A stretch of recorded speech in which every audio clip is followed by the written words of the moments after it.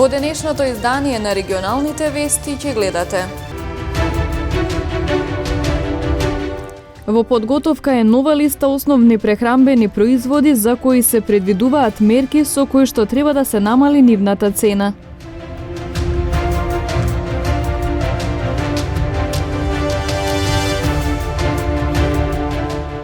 Пристигна лек од Трикафта за 8 пациенти со цистична фиброза.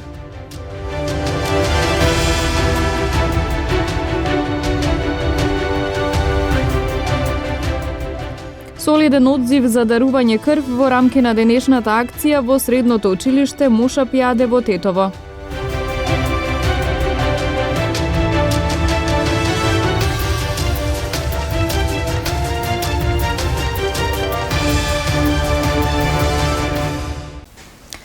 Владините мерки за замрзнување на цените на храната ќе продолжат и во следниот период, се додека не се постигне финалната цел, најави вице-премиерот Фатмир Битичи. Тој додаде дека владата може да се одлучи за замрзнување на цените на се што спаѓа во основните прехранбени производи. Од Сојузот на синдикати на Македонија пак велат дека цените неоправдано растат и дека се осиромашуваат работниците. Вице-премиерот за економски прашања Фатмир Битичи денеска најави дека е во подготовка нова листа основни прехранбени производи за кои се предвидуваат мерки со кои што треба да се намали нивната цена. Тој не прецизира кои се тие производи и дали мерката ќе биде замрзнување на цената, но рече дека сите мерки што ги носи владата се во насока да им се помогне на граѓаните, но при тоа и компаниите да остваруваат одреден профит. Веќе е донесена одлуката за намалување на одредени царински давачки за тестенини и производи од доматно пире и така натаму, кое што би требало да придонесе да се намалат цените на овие производи. Се разговара и се прават анализите последни за одредени производи кои што се во сегментот на млеко и млечните производи. Секако ние не сакаме да нанесеме штета кај стопанствениците, но, пак ќе кажам, ќе треба да сите заедно впрегнеме сили, да ги намалиме цените, за да граѓанинот биде најмалку оштетен во овој кризен период. И наскоро, мислам дека веќе наредните денови, ако не следната недела, ќе имаме нова листа на продукти кои што секако ќе бидат обзнаени со нови мерки. Во врска со примерот на Франција, каде што се замрзнати речиси сите цени на прехранбените производи и дали такво нешто може да се примени и кај нас, вице-премиерот за економски прашања рече дека идејата за давање субвенција не била да им овозможи на компаниите да го зголимат профитот и дека тоа нема да биде дозволено. Идејата на давањето на субвенција не беше да овозможиме на компаниите да го зголимат профитот. И тоа нема да биде дозволено. И затоа да, замрзнувањето на цени не значи дека компаниите не генерираат профит, но нивниот профит е помал. И тоа на сите треба да им е јасно. Дури и во замрзнатата цена на лебот од 33 денари има маржа на добивка кој што е профит за компаниите, но тој не е тој кој што они би го очекувале. Во кризен период сите губат нешто, но сите добиваат, а добиваат тоа што граѓаните ќе бидат задоволни и помалку ќе осетат кризата. Тоа е клучно и тоа е клучната порака која што сите треба да ја понесеме. Од Сојузот на синдикати на Македонија вчера ги објавија пресметките за месечните трошоци на домаќинствата. Тие потенцираат дека цените неоправдано растат и дека се осиромашуваат работниците, додека компаниите профитираат од такви неоправдани, нелогични и нечовечки зголемени цени. Иако инфлацијата се намалува и за месец февруари изнесува 16,7% и е намалена за 0,4 споредбено со месец јануари, сепак синдикалната минимална кошница се зголемува. Според пресметката, вредноста на синдикалната минимална кошница за месец февруари изнесува 50.909 денари и е поголема за 110 денари споредбено со синдикалната минимална кошница за месец јануари. Зголемувањето е поради порастот на индексите на трошоците на живот во февруари 2023 во споредба со претходниот месец јануари, и тоа значително кај исхрана и пијалоци од 0,9%, домување 1,3% и кај хигиена 2%, се наведува во објавата на Сојузот на синдикати на Македонија. Европската Унија со грант од 80 милиони евра за земјава, за поддршка за субвенции на граѓаните за сметките за електрична енергија, поддршка на малите и средни компании за одржување на континуитет на бизнисот, како и за инвестиции на државата за енергетска транзиција, обновливи извори на енергија и енергетска ефикасност. Оваа криза покажа дека сојузништвото е неопходно за справување со најтешките периоди кои ги донесе оваа криза. И затоа оваа финансиска помош од Европската Унија, покрај тоа што е најголема во регионот, споредено со големината на земјите, таа е и повеќе од финансиска помош. Таа е знак на сојузништво и таа е знак на пријателство помеѓу Северна Македонија и Европската Унија. Затоа уште еднаш упатувам благодарност за поддршката што ја добиваме од Европската Унија, за износот од 80 милиони евра кој што сега го добивме. Исто така тука морам да го споменам и 100 милиони евра макрофинансиска помош, која што исто така ја имаме од Европската Унија, како и поддршката на инвестициите во државата, во делот особено на енергетиката и на другите инфраструктурни проекти, преку Европската банка за обнова и развој, преку Европската инвестициона банка, како и преку другите фондови на Европската Унија. ЕУ ги исполнува своите ветувања и ги потврдува своите фундаментални вредности. ЕУ докажува уште еднаш дека е тука за граѓаните на Северна Македонија. Минатиот октомври, председателот на Европската комисија вети 80 милиони евра да им помогне на граѓаните да се справат со зголемените цени на енергијата, последица на агресијата на Русија врз Украина.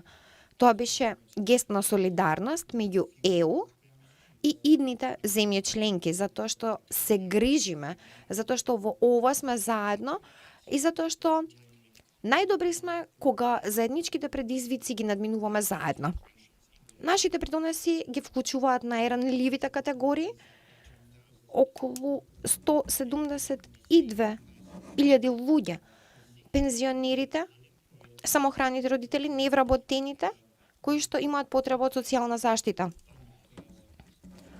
Домаќинства, 47.000 граѓани од ранливите категории, 470 училишта, 67 јавни предпријатија кои што обезбедуваат вода, како и пречистителните станици, компании кои што обезбедуваат прехранбени продукти, како и здравствени институции.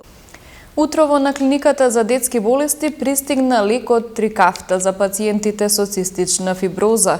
6 од 8 пациенти кои првично ќе го добијат лекот ќе се лекуваат на клиниката за детски болести, а 2 на клиниката за пулмологија. Лекарите очекуваат позитивен ефект од терапијата во однос на подобрување на здравјето на овие пациенти. Сакам да информирам целата јавност, пациентите и семејствата на пациентите дека пристигна лекот Трикафта за цистична фиброза во Универзитетската клиника за детски болести. Министерството за здравство во соработка со сите надлежни институти го реши најгорливото прашање на ова категорија пациенти. И очекуваме дека со оваа терапија значително ќе се подобри квалитетот на животот на пациентите со цистична фиброза. Како што ви кажав и вчера на брифингот, значи пациентите се во фокусот на нашата работа и во таа насока продолжуваме со нашите заложби. Значи лекот е пристигнат утрово на клиниката за детски болести и веќе ги примаме пациентите кај кои треба да започне терапијата. На клиниката примаме околу 6 пациенти, а 2 пациента ќе се водат на клиниката, Универзитетската клиника за пулмологија. Очекуваме дека да започнеме со терапија овие денови, некај некој од утре или наредните денови, така да очекуваме секако позитивен ефект од терапијата во однос на подобрување на нивната белодробна функција, подобрување на квалитетот на животот, на нутритивниот статус, намалена зачестеност на хоспитализациите i sekako поактивен живот на овие пациенти. Солиден одзив за дарување крв во рамки на денешната крводарителна акција во средното училиште Моша Пијаде во Тетово. Дарувај крв, спаси нечи живот е пораката која постојано ја упатуваат лекарите, потенцирајќи дека спасувањето нечи живот е најхуман гест, а со тоа ги поттикнуваат сите кои се во можност да даруваат крв, не само во состав на крводарителни акции, туку и во центрите за трансфузиона медицина.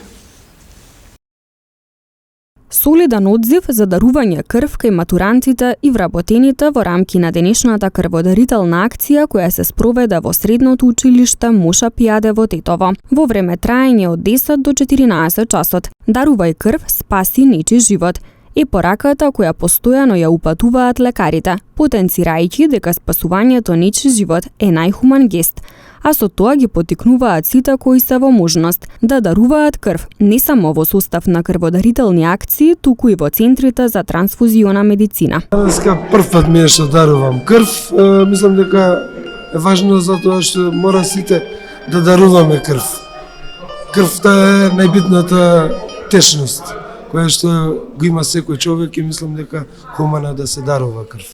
Дилемите околу тоа како може да се дарува крв ги решаваат лекарите, кои нагласуваат дека крводарител може да биде секоја здрава личност на возраст од 18 до 65 години. Тие дополнуваат и дека пред секое дарување потребно е да се пополни прашалник во кој прашањата се однесуваат на здравието на потенцијалниот крводарител, прележаните болести и животни навики. По пополнувањето на прашалникот се пристапува кон земање крв од прст, за да се исконтролира нивото на хемоглобин во крвта. Потоа следува разговор со лекарот кој го разгледува прашалникот и мери крвен притисок. По извршениот преглед, лекарот треба да даде согласност за дарување, за да најпосле се пристапи кон актот на дарување крв, што се изведува во лежачка положба. За дарувањето се користат тројни или четворни кеси, а се дарува само во едната кеса, додека во останатите се приготвуваат крвни компоненти. Сетот за дарување е стерилен и само за една употреба. Инаку денешната крводарителна акција во средното училиште Моша Пијаде беше во организација на Црвениот крст од Тетово,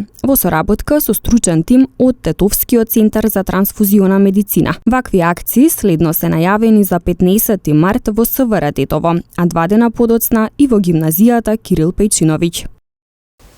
Министерката за животна средина и просторно планирање Каја Шукова денеска на настанот со кој стартуваше програмата за управување, користење и заштита на подземните води, одговарајќи на новинарско прашање околу загубата на 65% вода за пиење од системите до домаќинствата, рече дека тој проблем не смее да се прифати како факт и дека континуирано се работи на решавање на проблемот. Со години на нас знаеме дека загубите на вода се големи. За жал, голем дел од општините имаат стари системи за водоснабдување. Во таа насока и вториот заем кој што државата го зима од Европската инвестициона банка, кој што треба да помогне, значи во висина од 50 милиони евра, кој што треба да им помогне на општините во делот на водоснабдување, значи промена на системите или градба на нови системи за водоснабдување, нивно усовршување секако и евентуално во зависност од потребите на општините и системите за собирање на отпадни води.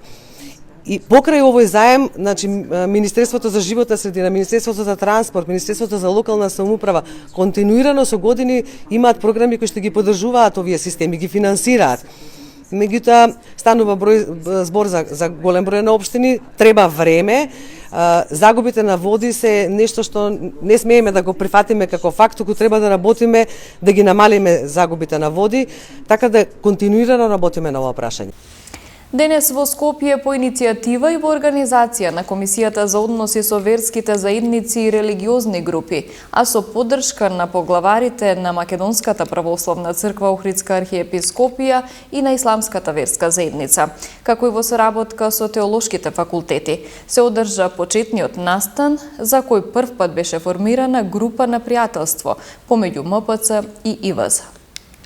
Имено на иницијатива на Комисијата за односи со верските заедници, а со поддршка на поглаварите на Македонската православна црква и Исламската верска заедница, и имаме една убава можност за прв пат да ја формираме групата на пријателство помеѓу овие два значајни, доминантни во државата верски субјекти, како една формална рамка, како еден сериозно квалитетен простор во кој што двете страни може да продуцираат многу поголемо разбирање и запознавање меѓусебно. Од двете страни учесниците се професори на богословскиот и на исламскиот факултет, студенти, но и свештеници од поновата, верски службеници од поновата генерација.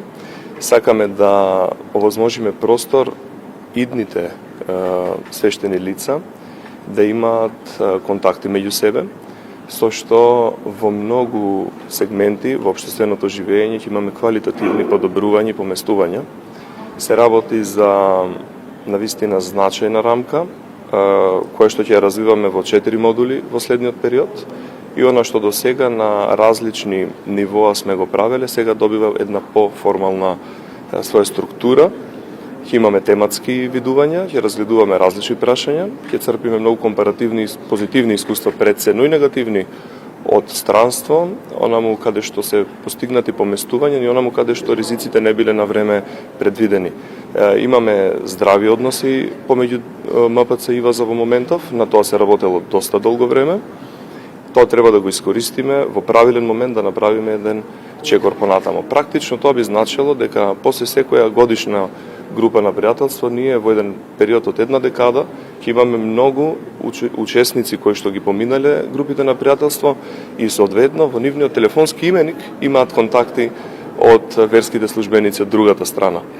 Тоа во многу наврати ќе се покаже како многу корисно и нужно и во времења на кризи, како овие денес, кога се затвараат круговите и се сегрегира општеството по социјална припадност, по верска, по јазична, по национална и така натаму, по политичка особено, мора ние да градиме една авангарда која што и во кризни времења контактира меѓу себе и гради она што државата го препознава како едно општество, а луѓето го препознаваат како единствено здраво општество. Општество во кое што сегрегацијата не постои или не постои во секоја пора.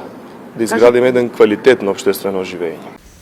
Неколку случаи на пронајдена дрога, физички напад, пожар во возило, бележи денешниот полициски билтен на секторот за внатрешни работи Тетово. Полициски службеници на СВР Тетово ноќеска околу 1 часот и 30 минути на улица Маршал Тито во Тетово лишиле од слобода 3 лица од Тетово на возраст од 32 и 37 години, затоа што кај нив бил пронајден и одземен кокаин. Тие се задржани во полициската станица Тетово и по целосно документирање на случајот ќе следува соодветен поднесок. Околу 2 часа подоцна на улица Илинденска во Тетово лишен од слобода и 42 годишникот Челопек, затоа што кај него бил пронајден и одземен кокаин. По целосно документирање на случајот ќе му биде изготвен поднесок. Вчера вечер околу 20 часот во Гостиварски Добридол полициски службеници на СВР Тетово оделение за внатрешни работи Гостивар лишиле од слобода 19 годишник од ова село затоа што кај него била пронајдена и одземена марихуана. Тој е задржан во полициска станица Гостивар и по целосно расчистување и документирање на случајот ќе следи соодветен поднесок. 65 годишникот Гостиварско Врапчиште вчера во СВР Тетово пријавил дека во селото физички бил нападнат од негов соселанец кој при тоа употребил и дрвен предмет. Случајот целосно е расчистен и против лицето ќе следува поднесок. Вчера во 9 часот и 45 минути во СВР Тетово пријавено е дека во Тетовската клиничка болница пред едно од оделенијата починал 74 годишникот Тетовски Пирок. Смрт без траги на насилство констатирал лекар, а по наредба најавен обвинител телото на починатиот предадено е на семејството. Ноќеска половина час по полноќ во СВР Тетово е пријавено дека на магистралниот пат Гостивар Кичево во близина на Мавровска крстосница настанал пожар во патничко моторно возило Volkswagen Шаран со тетовски регистерски ознаки во движење, управуван од 66 годишен тетовец. Нема повредени во возилото, увид извршила екипа од оделението за внатрешни работи Гостивар. Полициски службеници на СВР Тетово вчера од 16 до 22 часот на Тетовско-Гостиварското подрачје спровеле контрола на возачи дали и колку од нив управуваат под дејство на алкохол. При контролата биле откриени и санкционирани двајца возачи во Тетовско, кои управувале возило под дејство на алкохол. од кои кај еден биле измерени над 1,5 промили алкохол во крвта. Двајцата веднаш се исклучени од сообраќај и изготвени им се предвидените поднесоци, а со поднесоци заокружени се и 30 други видови сообраќајни прекршоци.